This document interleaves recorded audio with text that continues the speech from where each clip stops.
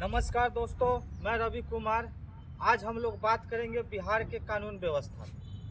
हम लोग 15 अगस्त को स्वतंत्रता दिवस मना रहे थे। उसी दिन हमारे बिहार के मुजफ्फरपुर में दलित परिवारों के साथ बहुत ही दर्दनाक घटना घटता है। संजय यादव के साथ उनके कुछ साथी दरिंदे 3 बाइक से आते हैं और रात के करीब 9-10 बजे के आसपास मां के साथ दोनों बेटी उनकी सोई हुई रहती है, जिसमें से एक 14 वर्षीय बेटी को किडनैप करके ले जाते हैं। मां सबको बताती है, थाना जाती है, लेकिन पुलिस इसमें कुछ नहीं कर पाती है। यहाँ पे उनके बेटी को ले जाने के बाद दुष्कर्म, बलात्कार और कई जगहों पे चाकू मारकर हत्या कर दी जाती है। इतना तक कि उनके प्राइवेट पार्ट पे भी बहुत ज़्यादा हमला हो चुका है, जो कहना बहुत ही दर्दनाक है। और बगल में जो बंगाल है, वहाँ पे भी हमारे जूनियर डॉक्टर के साथ गैंगरेप और मर्डर कर दिया जाता है। लेकिन सरकार जो बीजेपी है या क्षेत्रीय पार्टी है, हमेशा एक दूसरे पे क्लेम करती रहती है। हम लोगों को तो 1947 में आज़ाद मिल गया, लेकिन शायद हमारे जो महिलाएं हैं उसको अभी तक आज़ादी नहीं मिल पाया कि ये सब कारनामा देखने के बाद हमारे जो महिलाएं ऑफिस ड्यूटी हर जगह पे जाती है, तो कभी लेट हो जाके या ड्यूटी शिफ्ट चेंज होती है प्राइवेट सेक्टर में, तो वहाँ पे काम करने से पहले वो लोग भी डरते हैं और शिफ्ट में ड्यूटी करना नहीं चाहेंगे। तो ये कब सुधरेगा? हमारे बिहार, खास करके मैं बिहार के माननीय मुख्यमंत्री नीतीश कुमार से कहना चाहता हूँ कि आपके पास गृह मंत्रालय है और उसके बाद आप इस तरह से ढिलाई करते हैं। आपकी प्रशासन क्या कर रही है? हर दिन कहीं ना कहीं गोली, कहीं ना कहीं चाकू मारकर, कहीं ना कहीं बलात्कार किया जाता है। हमारे राजगीर में पर्यटन स्थल माना जाता है, हर राज्य से वहाँ पे घूमने लोग आते हैं और उस जगह पे भी गोली मारकर हत्या किया जाता है अमित कुमार को। उनके 4 साथी आते हैं साथ में घूमने के लिए। तो इससे क्या बाहर मैसेज जा रहा है? इससे क्या जो बाहर का आदमी है, जो दूसरा स्टेट का है, वो क्या बिहार में आएंगे घूमने के लिए? तो माननीय मुख्यमंत्री जी, अगर आपसे बिहार नहीं संभल रहा तो आप इस्तीफा दीजिए, और नहीं तो कानून को सही कीजिए। सभी प्रशासन को आप लोग दारू में बिजी किए हुए, जिसके कारण आपका स्टेट पीछे जा रहा है। आपके स्टेट में कोई कंपनी नहीं आएगी और आपका बिहार बदनाम हो रहा है।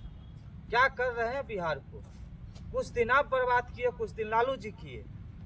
इसका भुगतना किसको पड़ रहा है? हर नवयुवक को पड़ रहा है। लेकिन आप लोग सिर्फ एसी में बैठ के फैसला लीजिएगा, धरातल पर उतरिए। अभी कुछ लोग जाएंगे, जो पीड़ित परिवार है, जो दलित है, उनसे मिलेंगे और बताएंगे कि मेरे कास्ट के नहीं है तो ये है तो वो है, मेरे पार्टी रहता तो मैं ये करवा देता। लेकिन अगर वही नेता के घर में ये चीज़ होता, तुरंत पता चलता, तुरंत जेल में पकड़ाता है। जैसे अभी हाल फिलहाल में मुकेश सहनी के पिताजी मरे, तुरंत कार्रवाई हो किया। एसपी, डीएसपी, मुख्यमंत्री सभी ने तुरंत एक्शन लिया। और क्या दलित का जो बेटी है वो इंसान नहीं है? जो अभी अपना जिंदगी नहीं जीती, जो 14 साल की ही है, और उसके साथ ये घटना होती है। कितनी शर्म की बात है। जिस दिन आज़ादी हम लोगों को मिली, हम लोग त्यौहार मना रहे हैं, उसी दिन आप ऐसे करवाते हैं। तुरंत इस पे कार्रवाई होनी चाहिए और आप ऐसा कार्रवाई कीजिए कि ऐसा दूसरा व्यक्ति फिर करने से जो संजय यादव है, उन दरिंदों जैसा व्यक्ति दूसरे के साथ करने के लिए 10 बार सोचे कि अगर हम ऐसा करते हैं तो हमारे साथ यही चीज़ होगा। जो निर्भया केस कांड था उसमें 8 साल केस लड़ने के बाद उनको सजा मिला। तो हर व्यक्ति जो दलित परिवार से या अन्य परिवार से आते हैं उनको तो उतना दिन तक केस लड़ने का क्षमता नहीं हो सकता है। सब निर्भया के माता पिता की तरह मजबूत नहीं हो सकते हैं, जिसके कारण हमारे देश में बहुत सारे